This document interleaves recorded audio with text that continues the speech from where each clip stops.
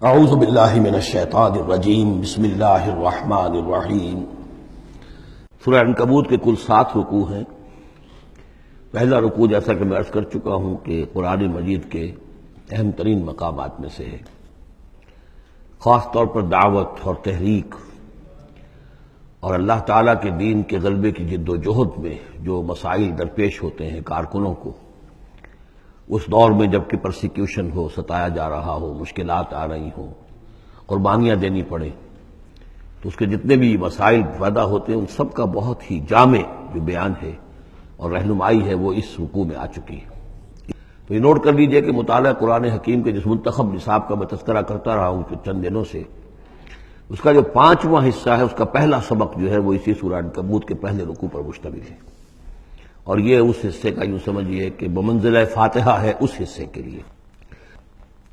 اب جو بقیہ 6 رکوع ہیں ان میں 3 میں انباء الرسل کا معاملہ آ رہا ہے، لیکن ظاہر بات ہے کہ یہاں جو انباء الرسل آ رہے ہیں تو بیچ بیچ میں خاص طور پر یہی جو مسئلہ ہے بیک گراؤنڈ میں جو مسلمانوں کے مسائل درپیش ہیں اور جو اس وقت حضور صلی اللہ علیہ وسلم اور آپ کے ساتھی جن مسائل سے دوچار ہیں، اور جو کچھ کے کشاکش جو ہے مکے میں ہو رہی ہے اہل کفر اور اہل ایمان کے مابین، تو اس کے یوں سمجھیے بٹوین دی لائنز وقفے وقفے سے اس کی طرف بھی اشارے ہیں۔ پھر جو بقیہ 3 رکوع رہ جائیں گے ان 3 رکوعوں میں 2 لڑیاں ہیں جو بٹی ہوئی ہیں۔ ایک لڑی میں خطاب ہے مشرکین عرب کی طرف، اور ایک لڑی میں جو اہل ایمان تھے، جو حضور صلی اللہ علیہ وسلم پر ایمان لائے تھے، جو ان مشکلات سے دوچار تھے، وہاں بھی پھر گن کر 10 ہدایات ان کو دی گئی ہیں، لیکن وہاں یہی ہے کہ وہ بٹی ہوئی ہونے کی وجہ سے لڑیاں وہ کٹا پھٹا معاملہ ہوگا، جیسے کہ سورہ بقرہ میں آپ کو بتا چکا ہوں یا سورہ نساء میں۔ وَلَقَدْ أَرْسَلْنَا نُوحًا إِلَىٰ قَوْمِهِ، اور ہم نے بھیجا تھا نوح کو اس کی قوم کی طرف، فَلَبِثَ فِيهِمْ أَلْفَ سَنَةٍ إِلَّا 50 عَامًا، تو رہا ان کے مابین وہ 1000 برس سے صرف 50 برس کم، 950 برس۔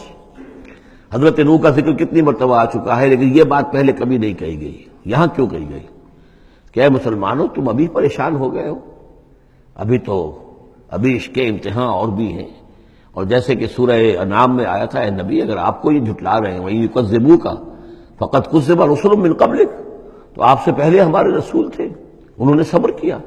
ذرا یاد کیجئے کہ ہمارے بندے نوح نے صلی اللہ علیہ السلام 950 برس تک صبر کیا۔ تو اے مسلمانوں تم سوچو، تم ابھی سے گھبرا گئے ہو۔ یہ موج پریشاں خاطر کو پیغام لبے ساحل نے دیا ہے، دور وصال بحر کبھی تو موجوں میں گھبرا بھی گئی۔ فَأَخَذَهُمُ الطُّوفَانُ وَهُمْ ظَالِمُونَ، تو اس کی قوم کو، حضرت نوح کی قوم کو آ پکڑا طوفان نے، اور وہ ظالم تھے، گناہگار تھے۔ فَأَنجَيْنَاهُ وَأَصْحَابَ السَّفِينَةِ، تو ہم نے بچا لیا اس کو یعنی حضرت نوح کو اور کشتی والوں کو۔ وَجَعَلْنَاهَا آیَةً لِّلْعَالَمِينَ، اسے ہم نے بنا دیا تمام جہانوں کے لیے، تمام جہان والوں کے لیے ایک نشانی۔ وَإِبْرَاهِيمَ، اور ہم نے بھیجا ابراہیم کو، اذ قال لقومہ، جبکہ اس نے کہا اپنی قوم سے، اعبدوا اللہ واتقوہ، اللہ کی بندگی اختیار کرو اور اس کا تقوی اختیار کرو۔ ذالکم خیر لکم ان کنتم تعلمون، یہی تمہارے لیے بہتر ہے اگر علم رکھتے ہو۔ انما تعبدون من دون اللہ اوثانا، یہ جن کو تم پوج رہے ہو اللہ کو چھوڑ کر، یہ تو صرف کوئی بت ہیں، ان کے تھان ہیں جو تم نے بنا لیے ہیں۔ وتخلقون افکا، اور تم نے جھوٹ موٹ گھڑا ہوا ہے، یہ اس کی کوئی بنیاد نہیں، کوئی سند نہیں، نہ عقل میں اور نہ ہی کسی اللہ کی اتاری ہوئی کتاب میں۔ ان الذین تعبدون من دون اللہ لا یملکون لکم رزقا، یہ لوگ جنہیں تم پوجتے ہو اللہ کے سوا، وہ تمہیں رزق نہیں دینے کا اختیار رکھتے۔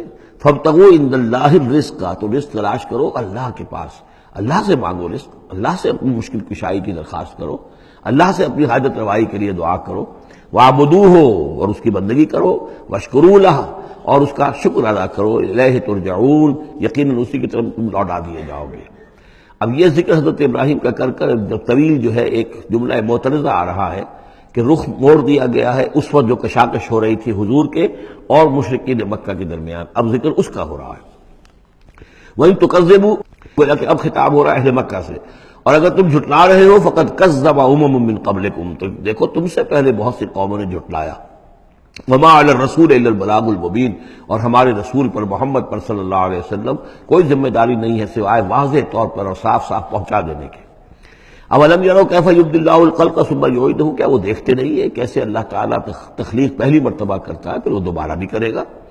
ان ذلک علی اللہ یسیر، اور یہ اللہ تعالیٰ پر بہت آسان ہے۔ قل سیروا فی الارض فانظروا، اور تو ان سے کہیے کہ ذرا گھومو پھرو زمین میں اور دیکھو کیف بدا الخلق، کیسے اللہ تعالیٰ پہلے تخلیق کیا ہے اس نے خلق کو، ثم اللہ ينشئ النشأۃ الآخرہ، پھر اللہ اٹھائے گا یا اٹھاتا ہے۔ دنیا میں بھی ہو رہا ہے کہ کھیتی جو ہے وہ ختم ہو گئی، پھر اگلی پھر ایک فصل آ گئی، پھر فصل آ گئی، یہ تو ایک سائیکل چل رہا ہے، اور پھر یہ کہ اللہ تعالیٰ دوسری مرتبہ تمہیں اسی طرح اٹھا دے گا۔ نشأۃ آخرہ جو ہے آخرت کی جو تمہیں اٹھانا ہے وہ اللہ کے اختیار میں ہے۔ ان اللہ علی کل شیء قدیر، یقینا اللہ ہر شے پر قادر ہے۔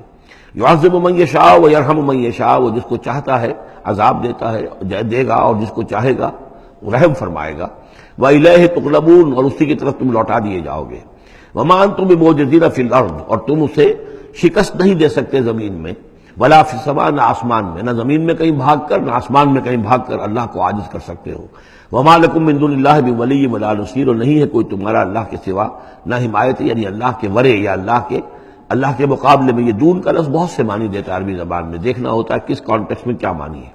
اس کانٹیکسٹ میں اللہ کے مقابلے میں تمہارا کوئی نہ ولی ہوگا نہ نصیر ہوگا، نہ کوئی حمایتی نہ مددگار۔